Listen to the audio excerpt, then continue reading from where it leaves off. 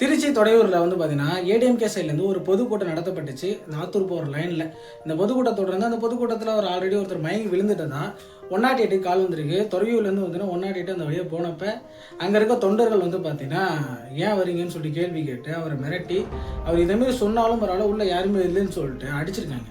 அடித்தது மட்டும் இல்லாமல் ஆம்புலன்ஸை வந்து பார்த்தீங்கன்னா உடச்சிருக்காங்க. இது ஆல்ரெடி வந்து பார்த்தீங்கன்னா 18ஆம் தேதி வந்து பார்த்தீங்கன்னா வேலூரில் நடந்துச்சு.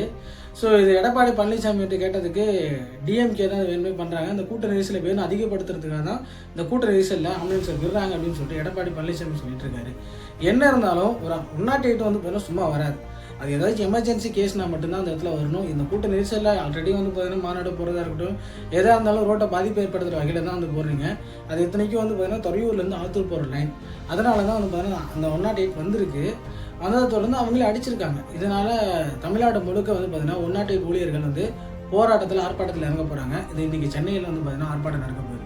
அவங்க வைக்கிற கோரிக்கை என்ன அப்படின்னா, அதாவது எடப்பாடி பழனிசாமி எங்களுக்கு வந்து பார்த்தீங்கன்னா வெளிப்படையாக வந்து மன்னிப்பு கேட்கணும் அப்படின்றத சொல்லியிருக்காங்க. 2வது கோரிக்கை, எலெக்ஷன் முடிகிற வரைக்கும் வந்து எங்களுக்கு பாதுகாப்பு கொடுக்கணும் அப்படின்றத உறுதி அளிக்கணும்னு சொல்லிட்டு காவல் நிலையத்துக்கு ஒரு கோரிக்கை வச்சுருக்காங்க.